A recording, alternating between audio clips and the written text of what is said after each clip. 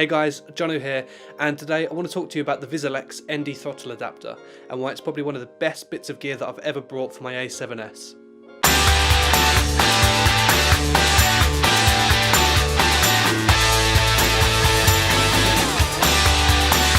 So what is an ND throttle adapter? So most of you probably know what an ND filter is, or a variable ND filter. They screw onto the front of your lens and basically let less light into your camera, therefore less light hitting your sensor. So for example, if you're shooting outside and you want to shoot at f2.8, you'd throw some ND on there because your shot's probably way overexposed, and that'll bring down the stops of exposure, therefore allowing you to get that beautiful depth of field that you love having a full frame camera outside in bright sunny conditions. Now the downside to traditional ND filters is that they screw onto the front of the lens, and the issue with that is unless you own only one lens or all of your lenses have the same thread size, you're probably going to have more than one variable ND filter or more than one set of ND filters depending on which you use, and that can actually turn out to be quite expensive. So wouldn't it be better to have your ND behind the lens mounted onto the camera body? This is where the ND throttle comes in. This ND throttle adapter comes in no end of combinations. You can get it in E-mount to E-mount, EF to E-mount, Nikon to E-mount. They do no end of combinations out there for no matter what make of lens you have. Now I have the EF to E-mount version here, and the reason I have that is because within our production company we also have a Blackmagic cinema camera which has an EF mount on there. So we wanted to get a set of cine lenses to mount onto both the Sony camera and also the Blackmagic camera. But the issue with the Sony camera is that I've got the Mark 1 A7S, and if I shoot an S-Log2, my minimum ISO is 3200, so I was pretty much always using ND on the lenses that I had. So when we were looking into adapters for an EF to an E-mount, I come across this Vizelex ND Throttle Adaptor, which allows you to use EF mount on your Sony E-mount camera, but also gives you variable ND. So it seemed like the perfect match, and I picked one up. Now a downside to this adapter is that it isn't electronic, so you're not going to be able to use those EF autofocus lenses with electronic aperture control. But if you're going to be like me and using cine lenses which have manual focus and manual aperture control, then it's not really going to be an issue.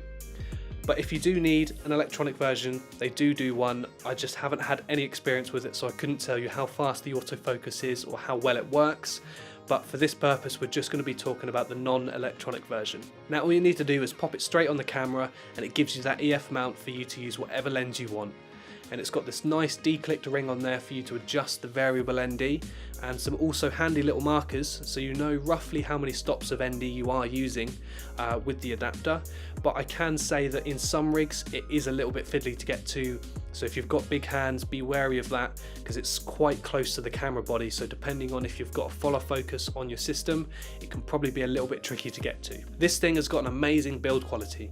It's built entirely out of a metal construction, so it's got no cheap plastics on there which are likely to be brittle or break easily, so you know that you can use and abuse this and it's going to last you for years to come. Since I've had this thing, it's pretty much never left my camera. I'm always shooting with my prime lenses, unless I'm doing a little bit of gimbal work and I'm using a Sony E-mount lens just so I can use the autofocus. It's always on the body. For the A7S Mark 1, it's an absolute godsend because when I'm shooting an S-Log2 and I've got the minimum ISO of 3200, this thing allows me to have that wide open aperture to get a nice depth of field, but also expose correctly. And being able to have that and switch lens, and it's still there, and I don't have to worry about getting another ND filter because it's a different thread size, it's already there, it's already mounted on the camera. It's fantastic, and I would highly recommend it. At the point of making this video, you can pick up one of these adapters for around £100 on Amazon. Link will be in the description down below if you do want to go check it out. Now, you compare this to a variable ND filter, which can range anywhere from £30 right up to £150 to £200 for a really good quality one. But then you've got to buy multiple for the amount of lenses that you have with different thread sizes. So maybe now you're talking £300, £400, maybe even £500 just on filters. So then you look at this ND throttle adapter, this is seriously good value for the money. This is something that never leaves my kit bag. I'm always getting it out whenever I use my camera. So if you're looking at getting some cine lenses or using some manual aperture lenses, I would highly recommend looking into these adapters, especially if you're using a Sony Alpha camera, because they'll allow you to get the right exposure but also give you that flexibility to use the settings that you want. So that's it for this video, guys. This is my first review, so do go easy on me, but if you did enjoy it and you do want to see more videos like this, let me know in the comments down below.